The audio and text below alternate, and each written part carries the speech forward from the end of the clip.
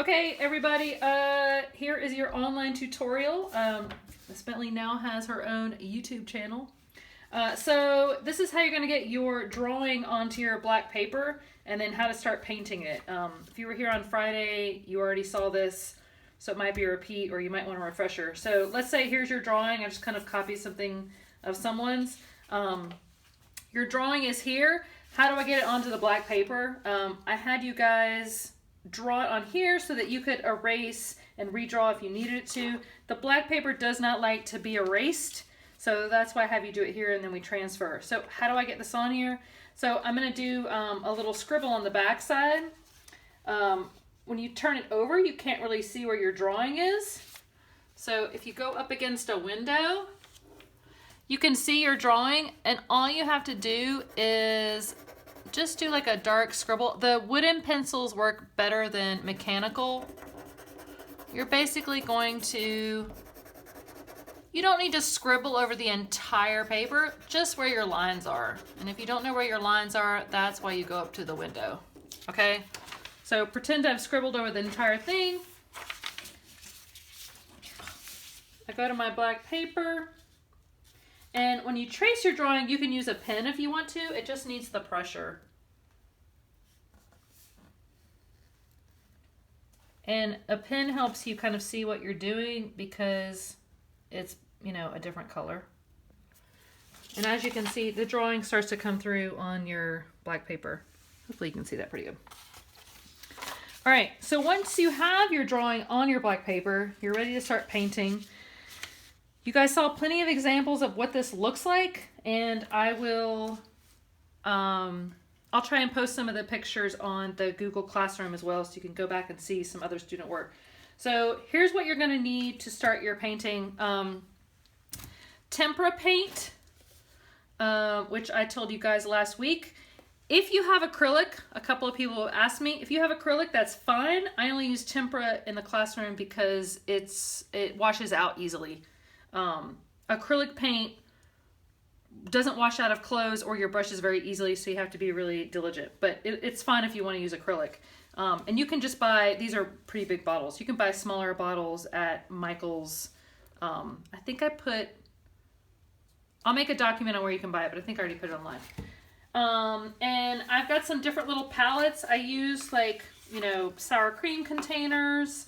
Little containers, little like salsa things from Willie's. You can put a top on this and save it if you mix up a color.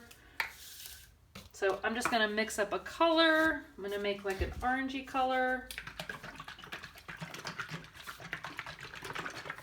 And to mix up your color, it's best to use a brush.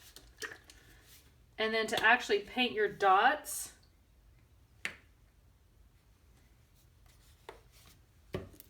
so use a brush to mix your color. And that's an orange that I hate, but we're going for time, so we'll use it. And I didn't have a cup of water ready, but it would be ideal if you put your brush in a cup of water so it didn't dry out. To do your dots, you just take a Q-tip, and all I do is cut it in half, and you'll use the little cardboard end. Okay, and my cameraman might want to zoom in. You're just going to dip into the paint, and the first thing I do is I outline my shape, and you want to be as neat as possible. If you make a dot and it's too small, like let's say, you know, it's like that, like, oh, I need more, you can go right back on top of it. You also want to make sure it's evenly spaced. So you can see how I'm not doing a very good job because I'm talking at the same time while I'm doing it. But you want to make sure they're evenly spaced and they're the same size. You can always add a little bit if you see that one's too small. You really want to do this away from, if you have like some younger siblings, little kids like to kind of mess this up because if you accidentally brush across this, it's going to leave a smear and you won't be able to get it off. We've also had issues with pets walking across it. So you kind of want to make sure that you have a space to work and a space to keep it safe while the paint dries. Tempera paint does dry a little bit faster than acrylic. Oh, that one was a little too big. You can also, like, let's say you want to do smaller dots, you can use a pencil, and this one's been used a little bit, so it's not terribly sharp, which is good. A pencil is great too, and if you do it right, you can even do, see, I can make like smaller dots. Okay, I think that's good enough to get you guys started. And then I think what we'll do is you can take a picture of what you're working on and send it to me. The main thing is that your shapes need to contrast.